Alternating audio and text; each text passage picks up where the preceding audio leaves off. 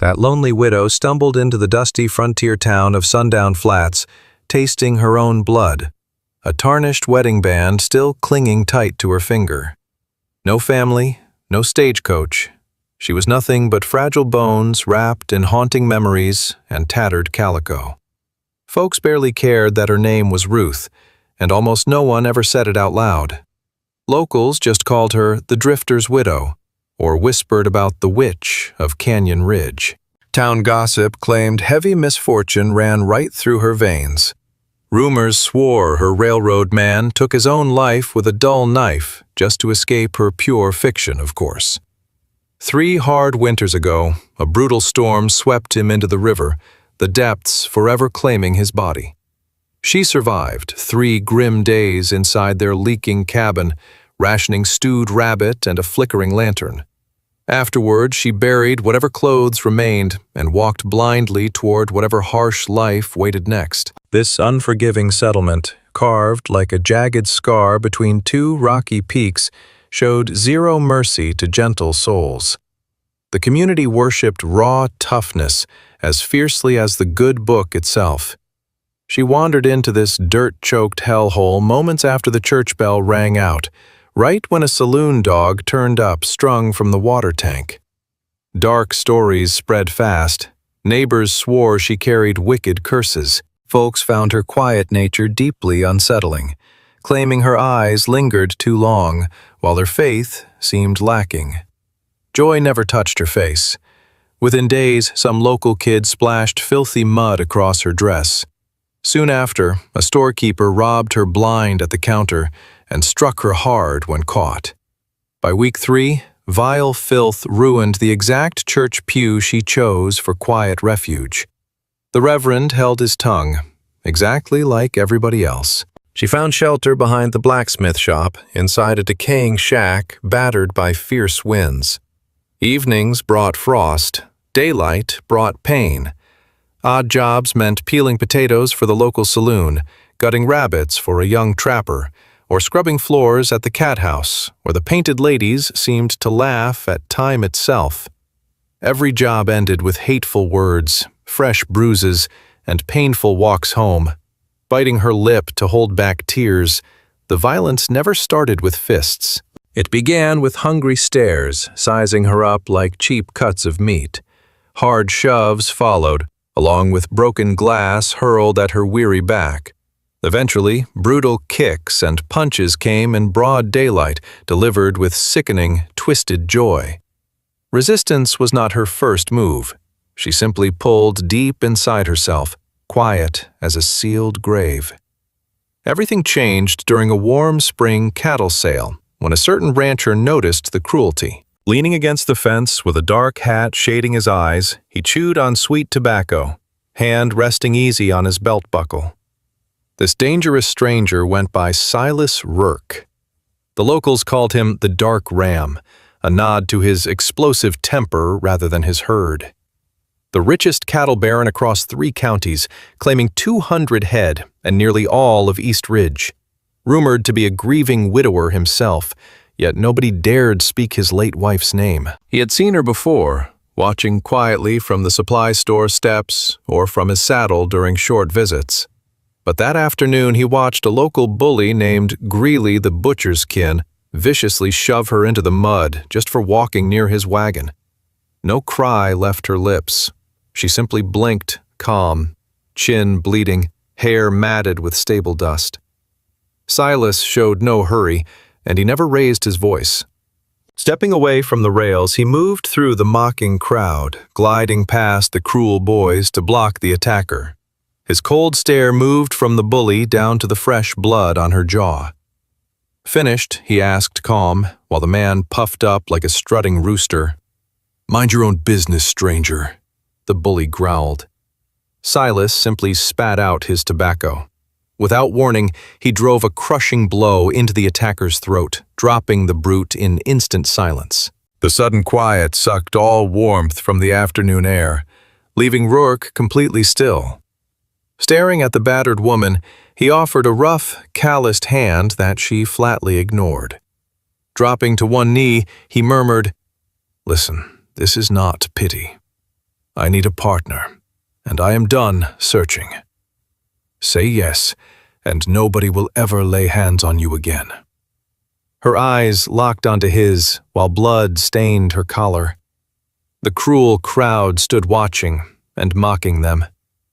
She agreed with one slow nod. By dusk the next evening, they married beneath a bleak gray sky. No guests, no preacher, just a deputy's signature and a trembling groom sliding a ring onto her hand. That dark night, they rode to his homestead, fighting biting winds across the rugged plains.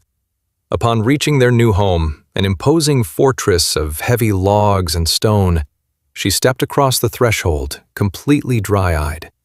She ignored the locked rooms down the hall and the cold, abandoned supper still on the stove. For nearly a month, her husband kept strict physical distance and spoke only short words. He worked until twilight, returning covered in dust and exhaustion. Yet he never raised a fist. No insults, no cruel jokes. If she coughed, he brought her fresh water. Seeing her raw, overworked hands, he bought her leather gloves. But her deep suspicions stayed fully alive. In this harsh American frontier, loyalty carried a steep, violent price. Still, she finally slept deeply free from the terror of intruders at night. To her scarred soul, that safety meant more than any spoken wedding vows. Winds sweeping his vast property brought a wide, peaceful quiet, completely free of malice. Endless acres of dry grass, dark cattle, and fences fading into the horizon, along with weathered barns hiding dusty, forgotten newspapers in their lofts. Every sunrise found the new bride fiercely scrubbing the dirty floorboards with strong soap, wearing herself down while stamping her own life into the very walls. This hard work was the only thing she truly controlled, while keeping her spoken thoughts tightly guarded. He always left well before dawn, simply tipping his hat before riding off on horseback. The stoic man demanded no warm meals, refused affection, and expected nothing at all. His fearsome reputation alone gave her the absolute sanctuary she craved. Back in town, locals looked away. The beatings stopped, and the mockery died. Former tormentors suddenly treated her like she was invisible. Meanwhile, any fool who stepped out of line quickly found himself thrown out of the public streets without a trace.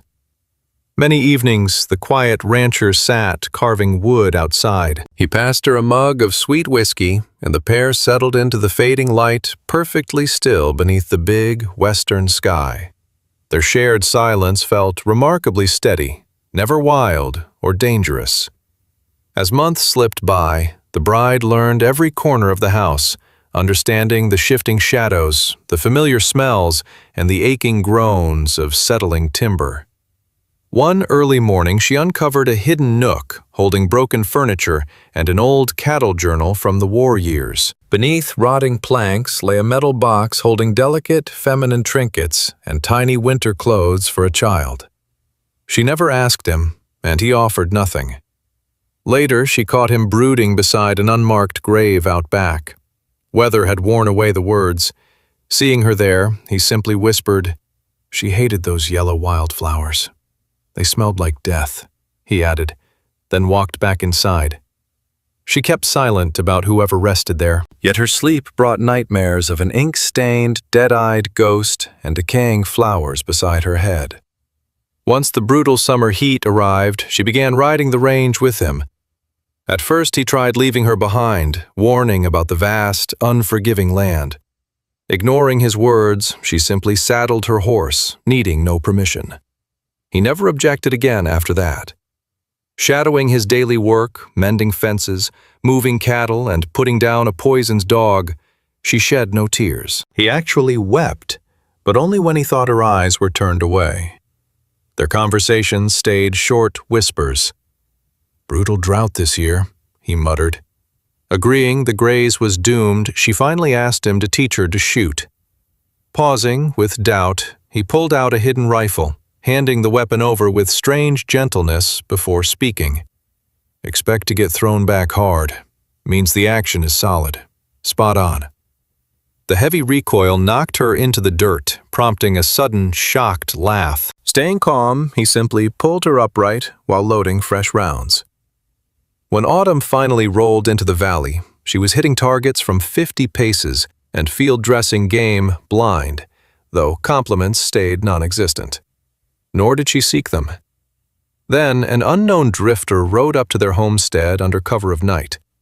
With her husband gone, she confronted the stranger, gripping her loaded rifle.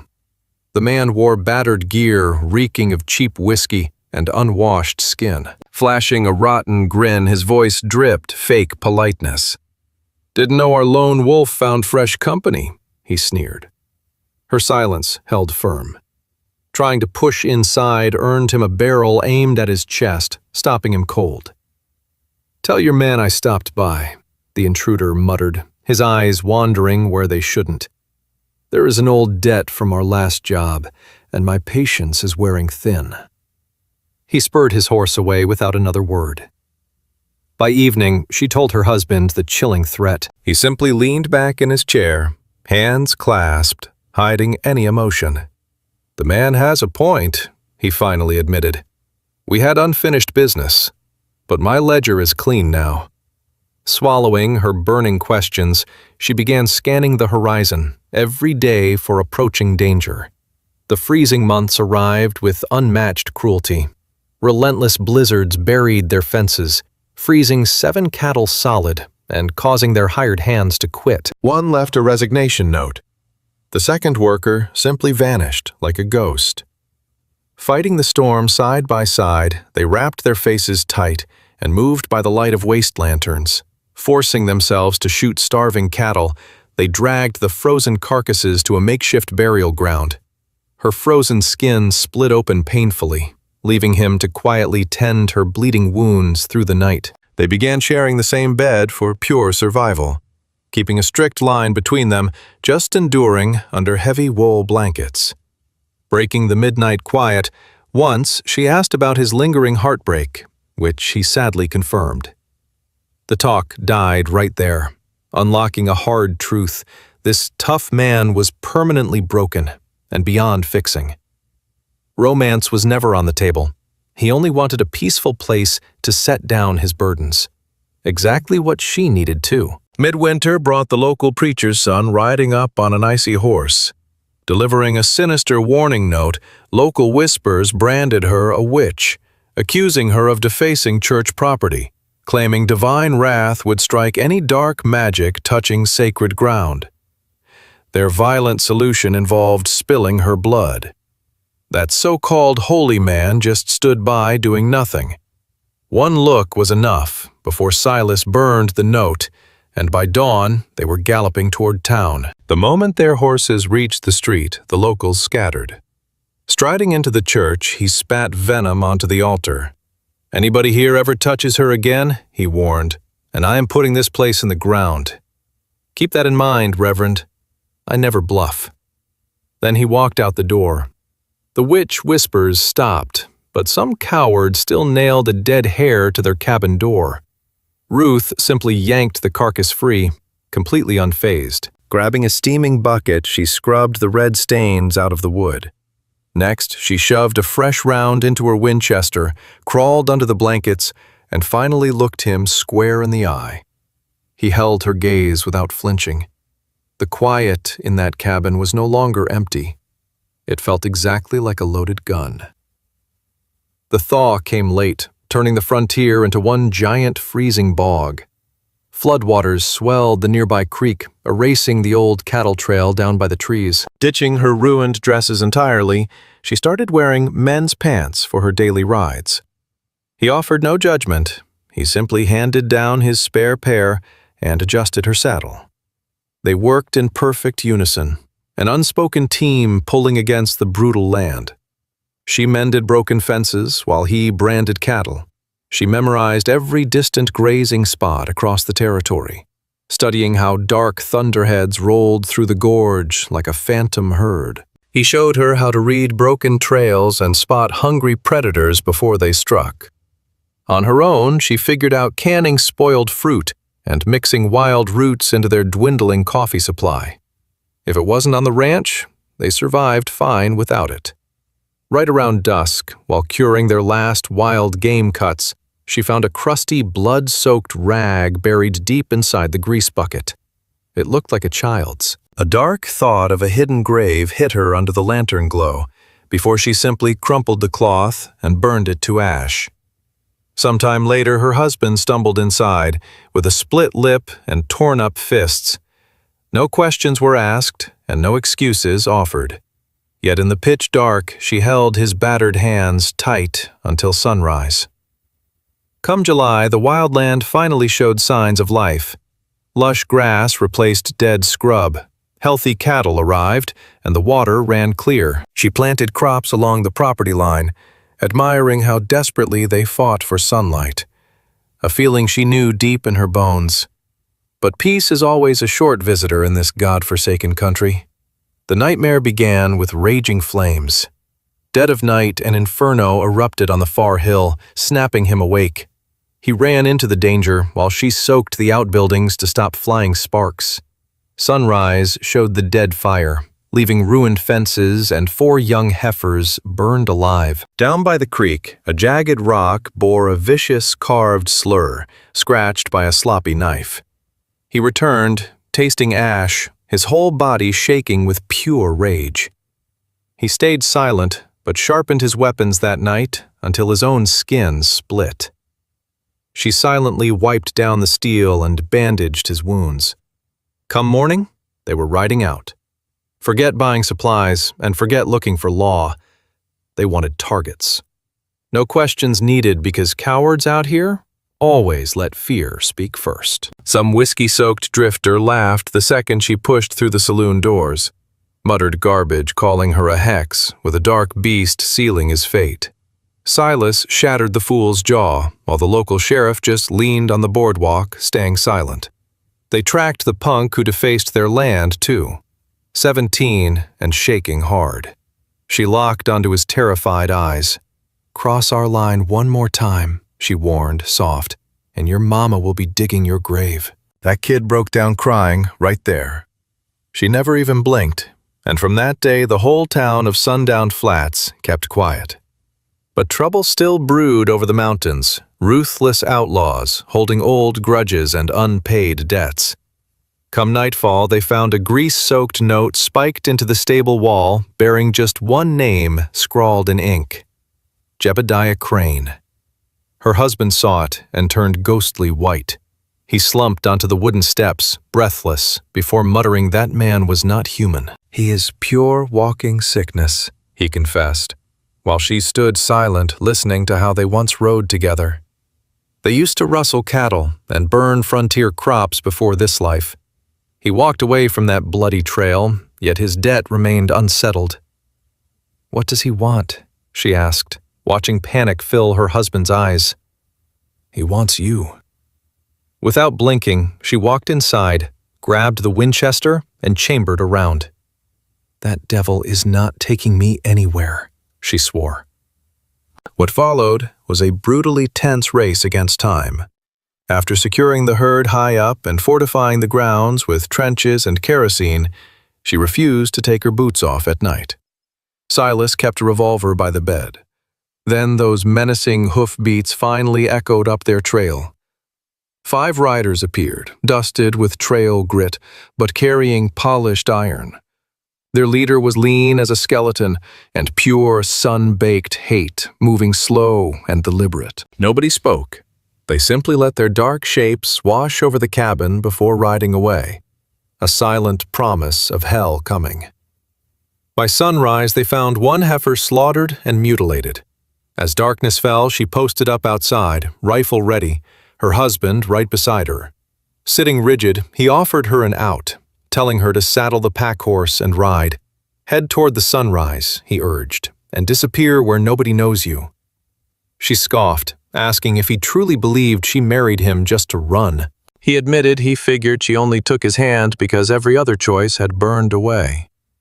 Holding his gaze, she replied cold, "I never commit to a path just to turn tail." Night 4 brought the devil back to their door. Without sound, lead smashed through their dining room window.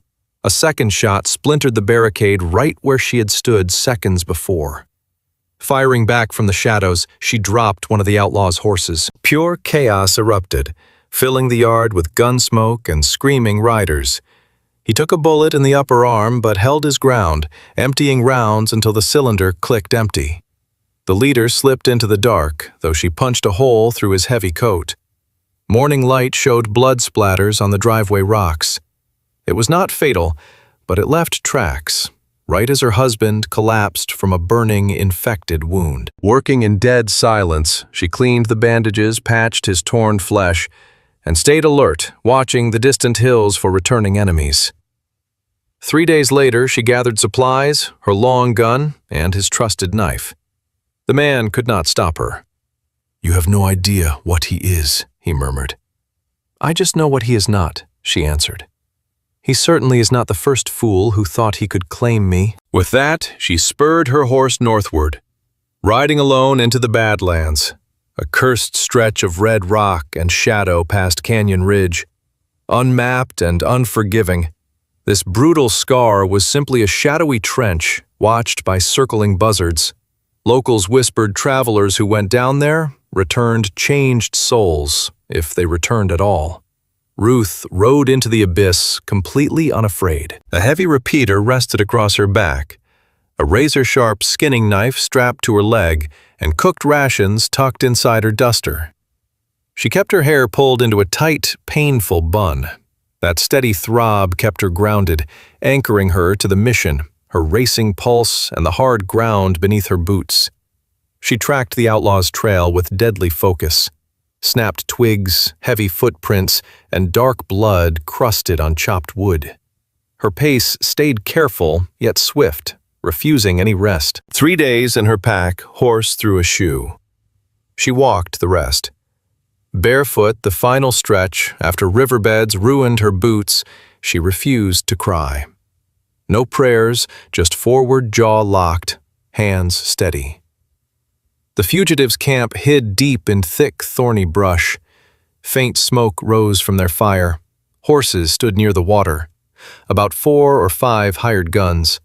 A lone, towering figure wrapped in heavy pelts stared into the wind. Staying hidden on a rise, she watched, controlling her breath. Waiting for full dark, she slipped in, silent, steel in hand. Her goal was never the whole gang, only the boss. The first sentry died swift and quiet before she hid his body under brittle brush. The second man caught a gut shot, stumbling from the latrine. He screamed. She silenced him. Then the camp exploded, lead flying, frantic shouts, and panicked horses bolting. The leader never flinched. Staying calm by the flames, he seemed ready. "Folks sure exaggerated your looks," he taunted across the distance. Stepping from shadow with weapon leveled, she replied, "Folks lie." He smirked, rotting teeth and cracked lips forming a face made for misery. "This payback," he mocked.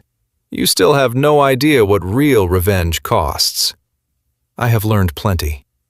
Suddenly, with shocking speed for his age, he whipped out his six-shooter and fired. The slug grazed her shoulder, tearing cloth and skin. Refusing to fall, she returned fire. Wide shot. Harsh winds scattered the smoke. Fiery embers danced upward. They circled like wolves, the campfire popping between them. Just his little lady, the outlaw sneered his personal shield. "Is that all you are now?" "I belong to nobody," she growled and lunged forward. Her blade sliced his forearm before he grabbed her arm. Both slammed into the dirt, wrestling hard. He struck her jaw twice. A heavy, metallic taste flooded her mouth. She bit down on his thumb, twisting until bones snapped. He howled in agony. Driving the steel under his ribs, she wrenched upward. He stiffened, choked, and crumpled still. Shoving his weight aside, she stared into the endless night sky. But the nightmare was not over. Rising in pain and soaked blouse, she spotted the last coward hiding near the horses. She shattered his kneecap, then delivered the final shot. She burned the entire camp. Every canvas, every paper, every saddle. The roaring fire painted the gorge walls in haunting orange light. Standing barefoot in the glow, her face stayed blank. Waiting for the embers to die, she gathered what she needed: canteens, rope, and the dead man's six-shooter. Heading south, the journey turned hazy as infection chased her. Muddy rainwater kept her moving, resting under brambles, watching for snakes, her wounded shoulder festering. Blacking out twice, she woke once to a vulture's hungry stare. Yet she pushed on. Reaching the hilltop and seeing the lonely cabin, her exhausted body finally gave out. She hit the dusty ground outside, fists clenched, tasting grit. That was how Silas found her, dragging her inside, bathing her with collected rainwater, and keeping watch through 72 hours of fever. On the fourth day, consciousness returned. "You made it back," he murmured, meeting her hollow eyes. "It is finished." He nodded. "Yeah, I ended it." "I know." She looked out the window. Blossoming fruit trees swayed in a gentle breeze, buzzing with life. Evening came, and they shared the same bed, no longer distant, no longer pretending, simply two souls carrying the same heavy load. At dawn, she washed the blood from her clothes in the creek, drying them outside while cradling her rifle, staring down the dirt path. The horizon stayed empty. No threats came, only silence. Though this quiet carried a different sound. This peace had been fought for, claimed with her own hands. Then the scorching heat wave hit, feeling like pure payback. Blazing skies scorched the land, making blowing sand feel like knives. Crops wilted early, while pests tormented the cattle. She began riding patrol in pitch darkness, checking distant fences before the heat peaked. The old wound brought a sharp twinge, a lasting reminder of that deadly fight. She answered with silence. Deep scars were simply the price of peace. Silas moved slower these days, his old injuries stiffening. Healing took time, though his gaze grew steady and clear. He planted his pistol under the old timber, claiming time for new ways. She kept hers for memory, never fear. Locals only spoke of the pair in hushed, careful tones. Gossip floated quietly over mail drops, but store talk died the second she walked in. Yet nobody dreamed of crossing her path or testing the heavy presence that followed her every step. News of the recent deaths spread fast. No tears were shed. Come autumn, a silent 14-year-old girl wandered onto the property. Dark bruises stained her skin like spilled shadows. No questions were asked about where she came from. Escape meant nothing here. She simply welcomed the girl, set up a warm bed, and tended her battered face. The youngster stayed completely quiet for months, shadowing her rescuer's every move. Watching game cleaned, studying gun care, staring as crops grew and horses were shod, carving through tough sinew without flinching. At sundown, the teen picked up the blade. Approving her mentor showed the proper grip. Words were useless anyway. Autumn brought another quiet bloom to the orchard. Walking barefoot through the timber, she traced rough wood holding ghosts of the past. A fresh grave marker now sat beside the first. A small, weather-beaten stone sat nameless, yet clearly remembered. She never asked Silas about who rested there. He offered no words, though they spoke perfectly through the deep quiet between them now. Once the bitter frost arrived, she dug a new spring, entirely by hand, driving the iron down until her skin tore. Pure, cold water finally rose, earning a rare, quick smile. A moment no one else saw. Midnight brought soft weeping from the girl, barely cutting the darkness. Rising, the hardened woman crept to the hearth, finding the child hunched over a wooden board, obsessively striking and blowing out a single match over and over. Sitting across from her, she simply watched. Eventually, the girl broke the silence, whispering that her mother went into the dirt, staring upward. Unblinking, the woman offered to dig up the body right then. Shocked, the youngster quickly refused. her soul already left that grave behind. The talk ended there, yet by sunrise the girl began naming every grazing animal out loud. Warmer weather softened the rugged land, finally easing the survivor's body. Her sleep stayed light, her Winchester always oiled, boots ready. Yet the constant terror had changed into something sharper.